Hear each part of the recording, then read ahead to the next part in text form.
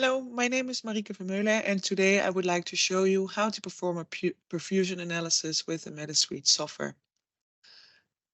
So I've already loaded the dataset into the viewport, as we can see from the screen. And what I will be doing is I will first start with a visual assessment of the perfusion scan. I want to compare the stress and the rest scan, so I put two windows above each other. Then I just simply drag and drop the relevant data series in there and I zoom them accordingly. Please always make sure that you have synchronized the datasets. By default, it will show you a stack view, but by clicking on it, I can switch to the slices view and we can see all the three different slices.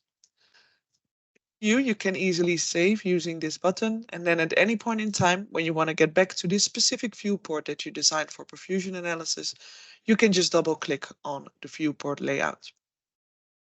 If we have a look here, we can see that now we have a perfusion artifact in the stress scan. If you want to do a more quantitative analysis of this, you can load this scan into QMAS. Then in QMAS, we have a module, and this module is called time signal intensity. The time signal intensity module allows you to do quantification on the perfusion analysis. So what I need to do is I need to find a phase where I can clearly see the myocardium, and this is where I will start drawing the endocardial border. After doing that, I will repeat this process for the epicardial border as well. When we do a perfusion scan, there will be quite some motion of the heart. So that's why we have implemented a registration method. So you can click on this button, which does a registration of the contours. And when we look on the movie, we can see that the contours will follow the motion of the heart.